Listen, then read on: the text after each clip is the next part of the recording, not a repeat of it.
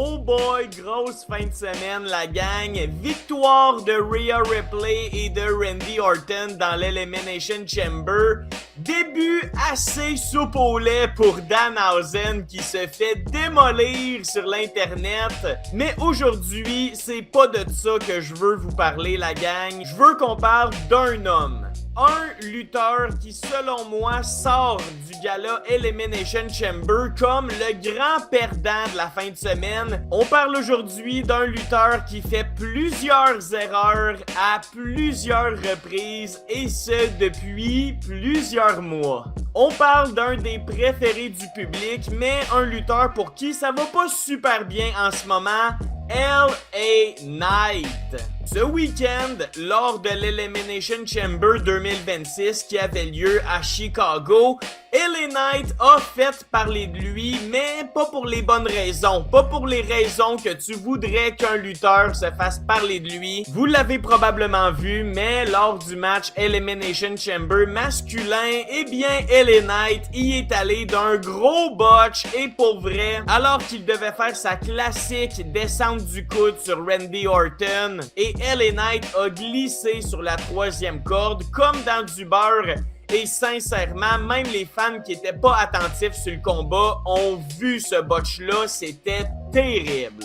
Même que Randy Orton, après le move, s'est mis à rire comme un enfant et oh my god que ça faisait juste commencer pour LA Knight.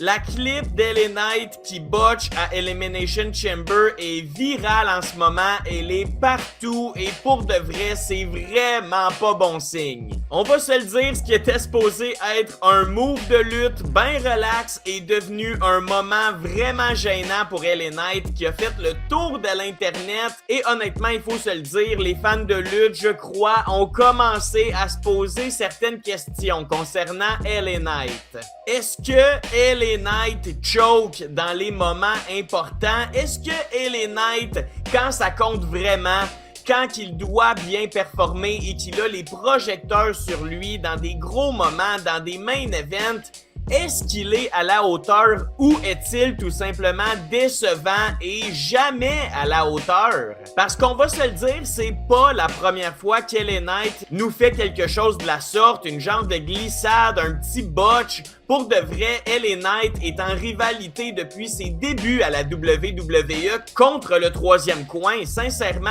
il glisse à chaque fois. C'est des erreurs qui se répètent et dans les derniers jours, on en voit tellement passer une compilation des botches d'LA Knight. On dirait que ça refait surface en ce moment à quel point LA Knight n'est pas capable d'être clutch, n'est pas capable de faire des bons mouvements au bon moment, des bons matchs quand ça compte.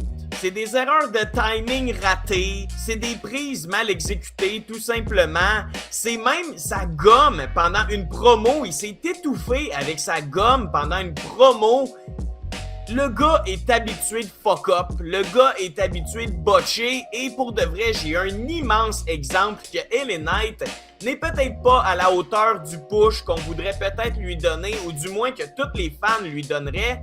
Il y a des exemples et l'histoire nous prouve que LA Knight choke dans les moments qui lui sont donnés.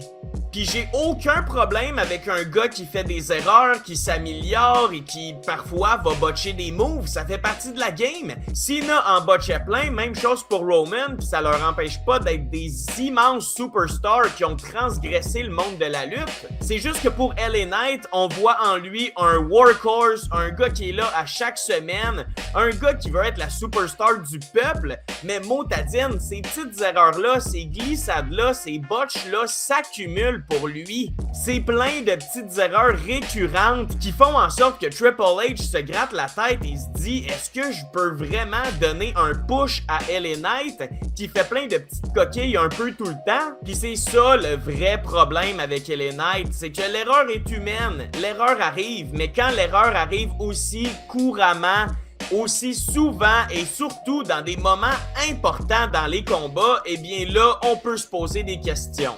Puis avec toute la jeunesse qui pousse à NXT, les Trick Williams, les Javon Evans, les Oba Femi, avec toute la jeunesse qui s'en vient, eh bien si tu veux push quelqu'un to the moon, si tu veux vraiment envoyer un lutteur au prochain niveau de sa carrière, au next level, eh bien il faut être sûr que tu as un gars qui est capable de faire des matchs sans faille, des 5 étoiles. Et LA Knight, c'est tout le contraire, il botche plus souvent qu'autrement. Un gros exemple pour moi qui confirme que LA Knight ne recevra jamais le push que tout le monde veut qu'il reçoive, c'est lors de la saison 2 WWE Unreal. Je sais pas si vous avez vu ça sur Netflix, je me rappelle même plus c'est quel épisode, mais on se concentre sur le Money in the Bank.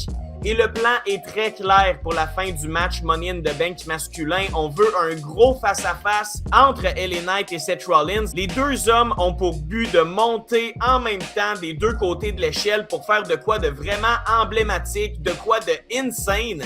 Et LA Knight, une fois dans le combat, a tout oublié, a tout moffé, a tout fait à sa tête, je sais pas, mais ça a pas pantoute donné le résultat qu'ils ont parlé 15 minutes avant le combat. Ça a donné une fin de match vraiment awkward, que Triple H était fâché.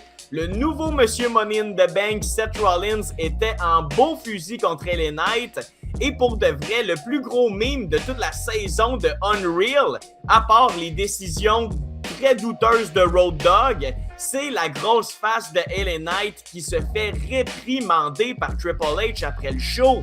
Triple H est en tabarnak contre LA Knight et pour vrai, ça prouve encore et encore et encore que Triple H n'osera jamais donner le gros push à LA Knight. Cette photo-là est devenue un meme partout et pour vrai, on a tous de la sympathie pour LA Knight. On veut tous qu'il y ait le gros push. On le voit sur des pancartes, on le voit sur les médias sociaux. Tout le monde est derrière LA Knight, mais motadine, j'ai l'impression que s'il y a une personne qui est pas derrière LA Knight, c'est lui-même. Il fait des erreurs constamment qui font en sorte qu'il se tire dans le pied lui-même. On pourrait tout lui donner, mais intérieurement, il trouverait une façon de fucker up. Fait que je vous pose la question, la gang, et vous m'écrirez en commentaire, mais est-ce que c'est la fin pour le hype, pour le push de LA Knight? Est-ce que vous pensez qu'il va descendre comme un gars de mid-card? Est-ce que vous pensez qu'il y a encore de l'espoir en LA Knight, qu'on peut encore jouer une grosse storyline où il pourrait peut-être un jour gagner le titre de la WWE? Je vous pose ces questions-là, la gang. Mais une chose est sûre, c'est que dans le cas d'LA Knight, les erreurs arrivent et les erreurs arrivent souvent et arrivent dans des moments très importants dans les combats. Donc, ça fait vraiment pas une bonne recette pour LA Knight s'il veut aller au sommet. On va se laisser là-dessus, la gang. Merci infiniment d'avoir été là. Ça me tentait beaucoup de parler d'LA Knight aujourd'hui. Ça me fâche la situation parce que comme vous, je l'adore, mon petit LA Knight, mais j'ai l'impression que rapidement, en raison de ses propres malheurs, ses propres botches, on va vivre très bientôt la descente de LA Knight. Donc d'ici là, la gang, abonnez-vous pour pas manquer mes prochaines vidéos et je vous dis encore merci d'avoir été là sur votre chaîne RNBO. Je vous souhaite une merveilleuse fin de journée. Portez-vous bien. Take care and peace!